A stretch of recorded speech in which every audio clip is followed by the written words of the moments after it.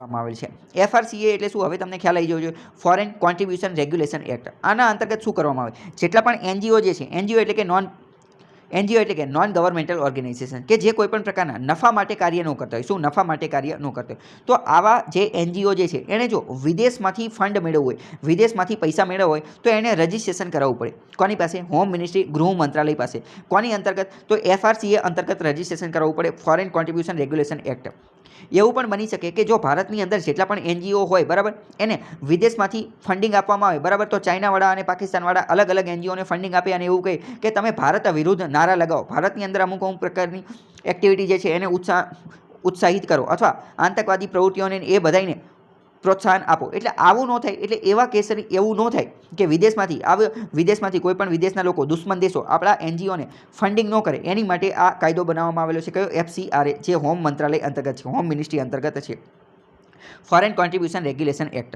તો અત્યારે ગૃહ મંત્રાલયે શું કરેલું છે? રિલેક્સ, હળવા કરેલા છે ખેડૂતો માટે, સ્ટુડન્ટ વિદ્યાર્થીઓ માટે, રિલિજિયસ એક્ટિવિટીઝ ધાર્મિક સંસ્થાનો માટે અને અન્ય અલગ અલગ ગ્રુપ માટે કે જે એનજીઓ જે છે અને એને જો વિદેશમાંથી ફંડ પૈસા મેળવવા છે તો એની માટેના નિયમો થોડા હળવા કરેલા છે। તો આ ખબર હોવી જોઈએ। FCRA શું છે મેઇન, તો એ ખબર હોવી જોઈએ। FCRA મુખ્યત્વે 2010નો એક્ટ છે, 2010માં આવો કાયદો લાવવામાં આવેલો હતો અને 2011માં એના નિયમો લાવવામાં આવેલા। નવા નિયમો અંતર્ગત મેં તમને કીધું કે આ બધા માટે કાયદો જે છે એ થોડો હળવો કરવામાં આવે છે, વિદ્યાર્થીઓ માટે, ધાર્મિક સંગઠનો માટે એ બધા માટે। Foreign funding of person in India is regulated, બરાબર, વિદેશના કોઈ વ્યક્તિએ ભારતના એનજીઓને ફંડ પૈસા આપવા હોય તો FCRA અંતર્ગત એને નિયંત્રિત કરવામાં આવે છે। Individual are permitted to accept foreign contribution without permission of MHA। હવે જો ઇન્ડિવિડ્યુઅલ, જો કોઈ પણ ઇન્ડિવિડ્યુઅલ એટલે કે એક વ્યક્તિ જે છે એણે જો વિદેશમાંથી કોઈ ફંડ મેળવવો હશે તો FCRAના રજિસ્ટ્રેશન વગર પણ એ મેળવી શકશે, પરંતુ જો કોઈ એનજીઓએ આવું ફંડ મેળવવું હશે તો એને આ FCRA અંતર્ગત રજિસ્ટ્રેશન કરાવવું જરૂરી છે।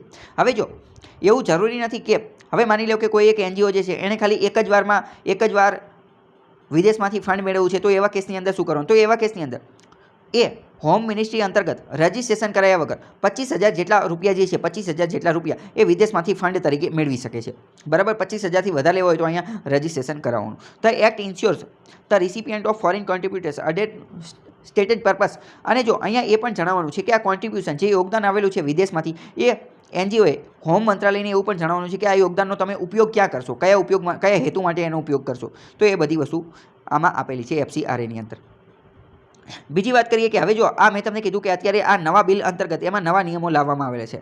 નવા નિયમો કયા કયા છે એ થોડી વાત કરીએ તો prohibition of accepting foreign contribution the bill bars public servant, એટલે કે જે પબ્લિક સર્વન્ટ છે, પબ્લિક સર્વન્ટ એટલે કે જાહેર નોકર, જે સરકારી નોકરી કરે છે, એ આ કોઈ પણ પ્રકારનું ફોરેન કોન્ટ્રીબ્યુશન વિદેશમાંથી ભંડોળ મેળવી શકશે નહીં। પબ્લિક સર્વન્ટ એટલે કે જે જાહેર નોકરી કરવાવાળો વ્યક્તિ છે, સરકારી નોકરી, એ આ કોઈ પણ પ્રકારનું કાર્ય કરી શકશે નહીં FCRA 2010 અંતર્ગત, બરાબર। પછી ટ્રાન્સફર ઓફ ફોરેન કોન્ટ્રીબ્યુશન એ બધાની પણ વાત કરવામાં આવી છે। એવું વાત કરવામાં આવી છે કે એકવાર એક એનજીઓને કોઈ પણ પ્રકારનું વિદેશમાંથી ફંડ મળેલું તો એ આ પ્રકારનું ફંડ જે છે, આ પ્રકારનું કોન્ટ્રીબ્યુશન એ બીજા કોઈને ટ્રાન્સફર કરી શકશે નહીં, એ એના એકાઉન્ટની અંદર જ રહેશે, એ બીજા કોઈની અંદર ટ્રાન્સફર કરી શકશે નહીં, બરાબર। માની લો કે એ નામના એનજીઓને અમેરિકામાંથી કોઈ ફંડ મળેલું છે તો આ એ નામનું એનજીઓ કોઈ બીજાને એ પૈસા ટ્રાન્સફર કરી શકશે નહીં, એ પાસે જ રહેવું જોઈએ।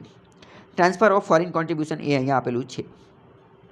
આ બિલ પ્રોહિબિટ કરે છે એટલે કે અટકાવે છે। બીજી વાત કરેલી છે કે રજિસ્ટ્રેશન, આના અંતર્ગત શું નક્કી કરેલું છે કે રજિસ્ટ્રેશન જે છે એ કરાવવું ખૂબ જ જરૂરી છે હોમ મિનિસ્ટ્રી અંતર્ગત। બીજો થોડા સમય પહેલાં એવું પણ આ નિયમમાં ફેરફાર કરેલો છે કે FCRA અંતર્ગત જે એનજીઓનું બેંક એકાઉન્ટ હશે એ બેંક એકાઉન્ટ ફરજિયાત એમને ન્યૂ દિલ્હીની state bank of India branch જે છે ત્યાં જ રજિસ્ટર્ડ હોવું જોઈએ। જો અહીંયા રજિસ્ટર્ડ નહીં હોય તો ચાલશે નહીં, બરાબર। જો અને એની માટે સમય પણ આપેલો છે કે જેટલા પણ એનજીઓ જે છે એને જો વિદેશમાંથી ફંડ મેળવવું હોય અને FCRA અંતર્ગત રજિસ્ટ્રેશન કરાવવું હોય તો ફરજિયાત એમનું બેંક એકાઉન્ટ ન્યૂ દિલ્હીની SBI બ્રાન્ચની અંદર જ હોવું જોઈએ અને એની માટેનો ફંડ પણ આપેલું છે। બીજી કોઈ બ્રાન્ચની અંદર હશે તો એમને આ કોઈ પણ પ્રકારના પૈસા મળશે નહીં।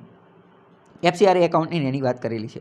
પછી બીજી વાત કરેલી છે restriction in utilization of foreign contribution, એટલે કે અન્ય લોકોને ટ્રાન્સફર ને એ બધું નહીં કરી શકે। Reduction in use of foreign contribution એ બધાની પણ વાત કરેલી છે। Bill proposes that not more than 20% of the total foreign fund received could be deferred for administrative purpose. 20% કરતાં વધારે પૈસા જે છે એને એડમિનિસ્ટ્રેટિવ વહીવટી કાર્યમાં વાપરી શકાશે નહીં। પછી સરેન્ડર સર્ટિફિકેટ ને એવું બધું લેખિતમાં ને એ બધું આપવું પડશે। પર્પસ ઓફ અમેન્ડમેન્ટ, આની પાછળનો મુખ્ય હેતુ શું છે કે આ પ્રકારના સુધારા કરવા પાછળનો હેતુ શું છે?